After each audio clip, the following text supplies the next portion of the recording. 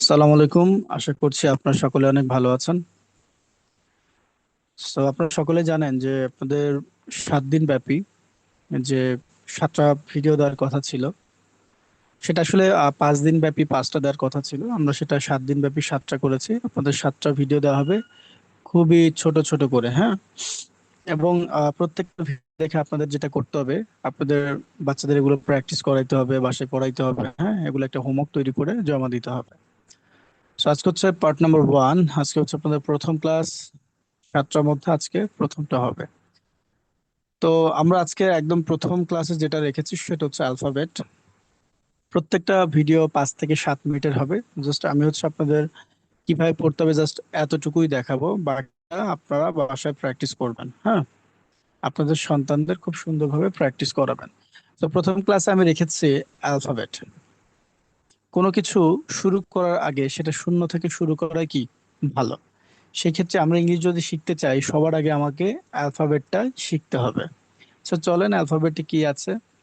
আমরা সবাই জানি ইংলিশের যে লেটার্স টাইপ সেটা কয় ধরনের হয়ে থাকে। আমরা সবাই জানি সেটা 2 ধরনের।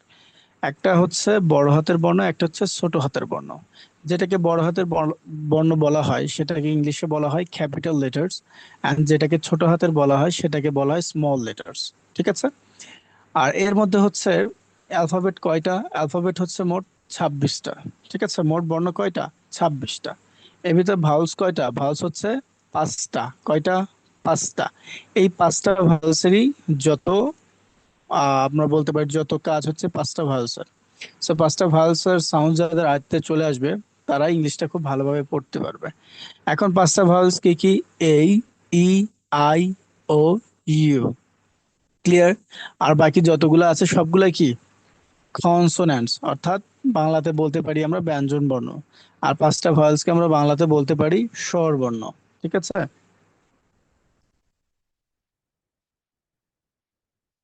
আচ্ছা, এরপর হচ্ছে আমাদের অ্যালফাবেট পড়ার পালা। আমরা কিন্তু অনেকে আসলে এইটাকে কি বলি? এ বলি। এইটার রাইট সাউন্ড হচ্ছে এই। কি হবে এটা? এই। বি, সি, ডি, ই। এই জায়গাতে আমাদের একটু চেঞ্জ করতে হবে, এটাকে আমরা সবাই বলি এফ। এটাকে বলতে হবে F. F, G, H, I. এইটাতে আমাদের একটু পরিবর্তন করতে হবে, যেটাকে আমরা সবাই জে, এইটাকে আমরা কি বলবো?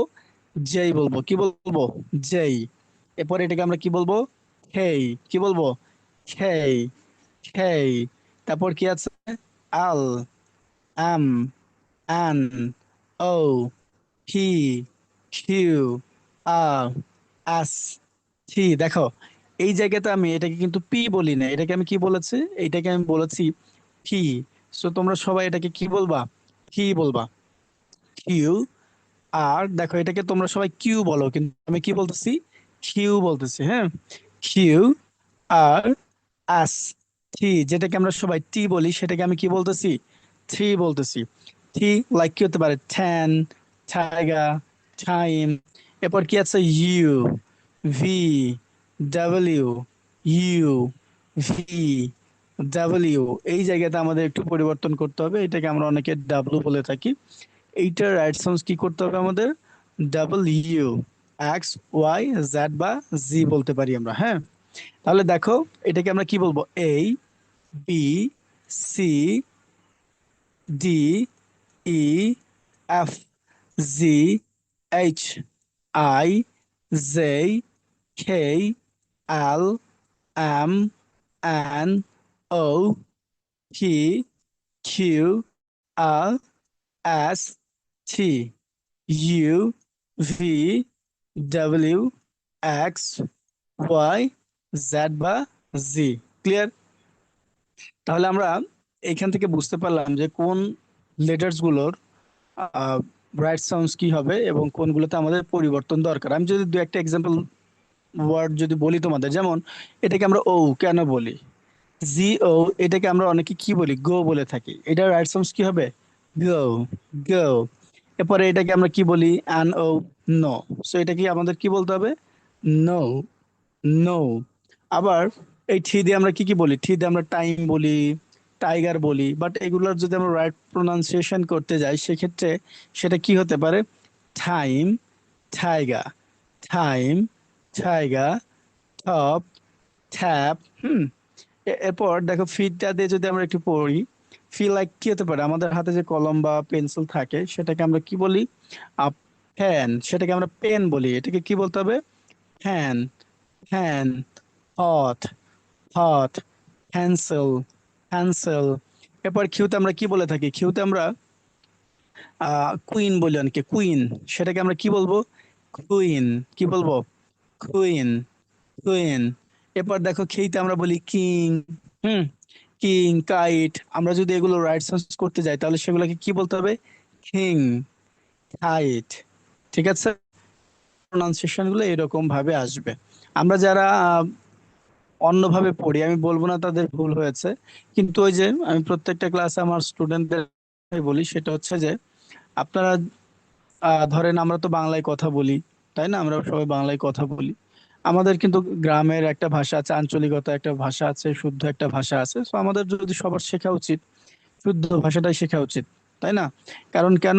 কারণ আমরা যখন বড় হব, আমরা যখন মানুষের মধ্যে যাব, তখন কিন্তু এই আঞ্চলিকতা যে কথাবার্তাগুলো এগুলো কিন্তু আমাদের কি করতে হবে? ছেড়ে আসতে হবে। কেন আসতে হবে? কারণ 10 জন মানুষের সাথে মিশতে গেলে, ভালো কোনো একটা কোম্পানিতে বা ভালো কোনো প্রতিষ্ঠানে জব করতে গেলে আমাদের কিন্তু ওই জায়গাগুলোতে স্মার্টলি চলাফেরা করতে হবে। ঠিক আছে? সো আমি যত স্মার্টলি মানুষের মধ্যে মিশতে পারবো, যত স্মার্টলি মানুষের মধ্যে আমি আমার নিজের ভাষাগুলো বা নিজের মনের কথাগুলো উপস্থাপন করতে পারবো, যে কোনো বিষয়ই হোক না কেন, আমার গ্রহণযোগ্যতা কিন্তু ততটুকুই বাড়বে।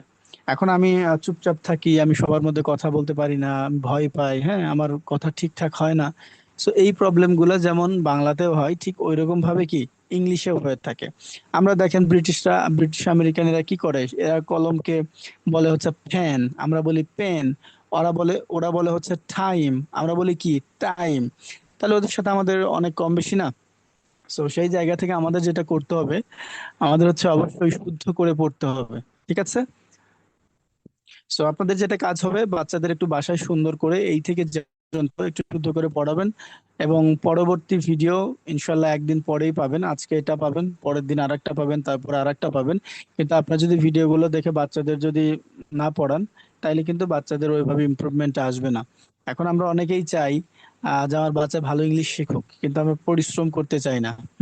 সেটা এরকম হলে আসলে বাচ্চারা কখনো ভালো কিছু করতে পারবে না। শুধু ইংলিশে কেন, কোনো বিষয়ে ভালো কিছু করতে পারবে না। তো আশা করছি আপনারা সবাই বাচ্চাদের এই বিষয়গুলো বুঝাবেন। ইনশাল্লাহ 7টা ভিডিও দেখলে আপনারা অন্তত আপনাদের বাচ্চার আহ, ভিতরে কিছু ইমপ্রুভমেন্ট আপনারা দেখতে পারবেন। ঠিক আছে? আগের থেকে এখন কতটুকু বেটার একটু হইলেও বুঝতে পারবেন। হ্যাঁ, পড়ানোর সিস্টেমটা দেখলে আপনারা বুঝতে পারবেন। আশা করছি সবাই ঠিকঠাক মতো বাসায় পড়বেন এবং পরবর্তী ভিডিও আগামীকাল পাবেন। ধন্যবাদ।